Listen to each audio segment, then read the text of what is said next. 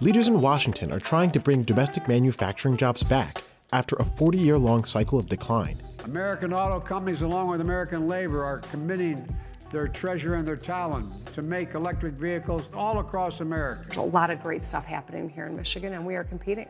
Rivian unveiling a new $5 billion battery and assembly plant based just outside of Atlanta. There's a battle right now, and whether the companies want to admit it or the states want to admit it, like Michigan, they are battling for investments in automotive like they've never had to do before. These changes could disrupt huge swaths of the Midwestern economy. Tens of thousands of people build parts for gasoline-powered engines in states like Michigan, Indiana, and Ohio. What 1,000 workers took to construct in 1970, we can now construct with about 235, 240 workers. At its height, nearly 20 million people worked in the manufacturing industry. Today, it's about 13 million. Workers could end up competing for a smaller pool of jobs that require a different set of skills. The lines that run to drive oil or gas or any of a number of other fluids around an internal combustion engine aren't going to be there, don't have to be there. Researchers believe that surging demand for EVs could force businesses to pivot quickly. We find that this transition is already affecting workforce morale deeply.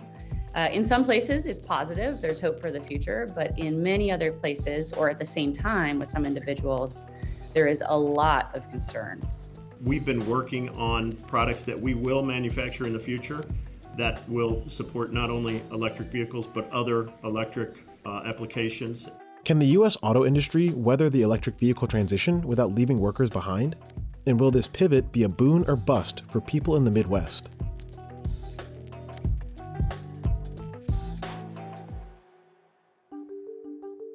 The first thing to know is that electric vehicles and traditional cars are built in slightly different ways.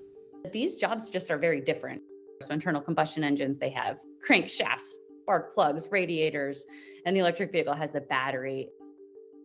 So electric vehicles have fewer moving parts and require less equipment. So typically they require less manufacturing to build. The estimates put it at about 30% less. In general, the body and the chassis, the wheels, the axles, and that kind of thing are probably still going to be very much similar in an EV, in an electric vehicle, as they are in a car today. But the lines that run to drive oil or gas or any of a number of other fluids around an internal combustion engine aren't going to be there, don't have to be there. While the processes differ, both types of car are built by workers with lots of specialized knowledge. The typical person who I think is on a factory floor today probably has at least a 2 or 3 year degree on manufacturing technology. That's a big turnaround from my grandfather's day, where the average worker had been to 8th grade. Tesla is far and away the leading manufacturer of electric vehicles in the United States.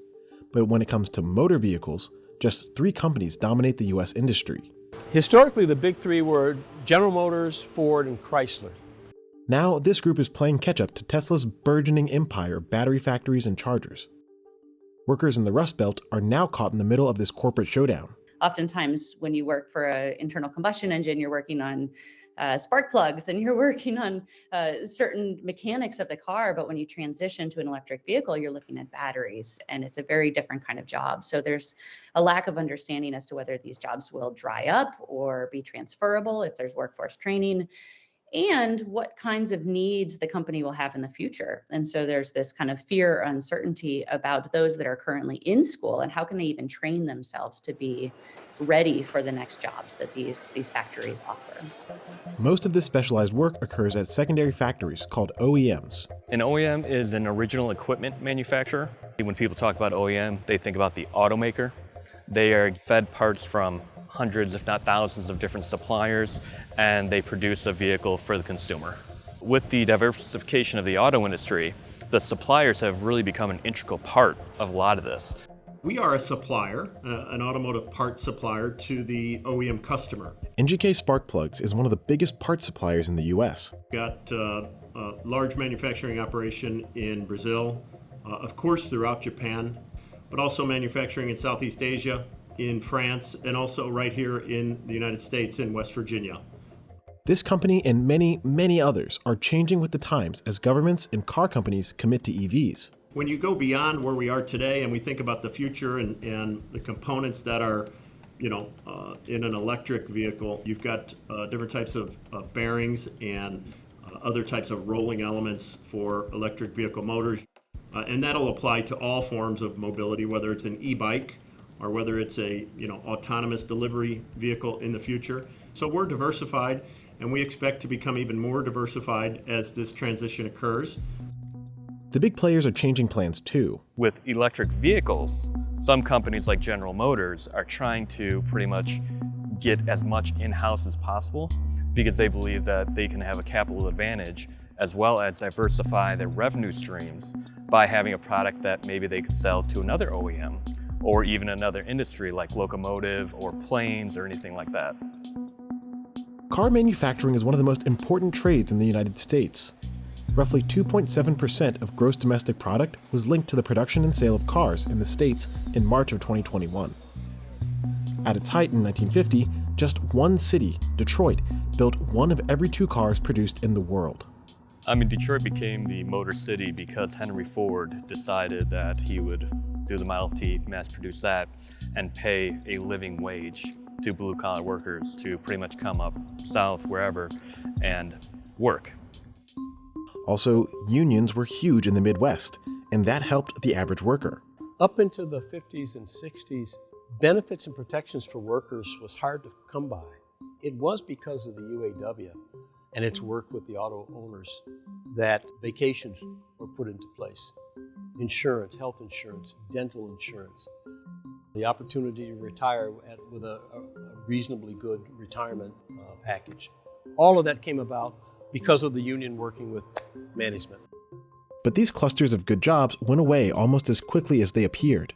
U.S. manufacturing reached an all-time high of 19.6 million workers in the 1970s.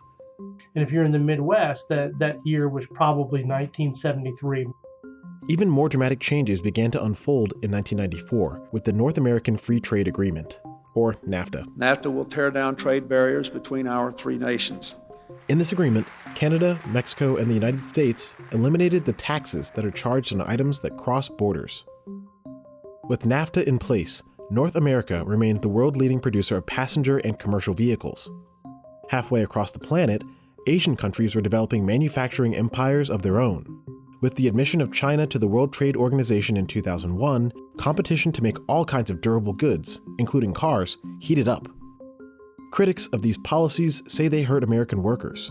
The fact is, NAFTA has been a disaster for the United States. While in office, President Trump renegotiated NAFTA and launched a trade war with China. These moves so far haven't drawn much activity back to the Midwest. Reversing offshoring or trying to chase more manufacturing jobs through trade policy was likely to be a disappointing public policy because everybody agrees that a large share of factory job losses over the past 30, 40 years have been due not to China stealing our jobs or Mexico stealing our jobs, but rather the loss of jobs due to manufacturing workers being more productive. Mostly we think about it as technology. If you went back 100 years ago, we were using hand tightening wrenches. By the 1970s and 1980s, we started seeing computers. So doing this is what makes the economy grow. But even as the economy grew, the good jobs kept disappearing. Union membership in key industries like auto manufacturing have declined dramatically through 2020. The competition for good jobs is more intense than it was in the past. The contract workers have been around for a long time, but there haven't been as many of them until kind of the last 20 or 30 years. If they need a worker on the line, they can find someone to do that work through an agency rather than having to bring that person onto the workforce, which saves them money. And at the same time, though, that worker doesn't get the protections that most union workers would get. As of June 2022, just over 1 million people had jobs in the auto manufacturing sector. More than half worked in the parts trade, which may be impacted by the green transition. Washington lawmakers hope that they can make the pivot. The bill I'm about to sign is not just about today, it's about tomorrow. It's about delivering progress and prosperity to American families. In August of 2022, President Biden signed the Inflation Reduction Act, which included a $10 billion tax credit to build new manufacturing centers for EVs, wind turbines, and solar panels. An additional $2 billion would go toward retooling old factories. We might actually see entire plants shut down or close or have to transition, whereas the assembly plants, for example, might be able to just transfer from one workforce kind of set of skills to another.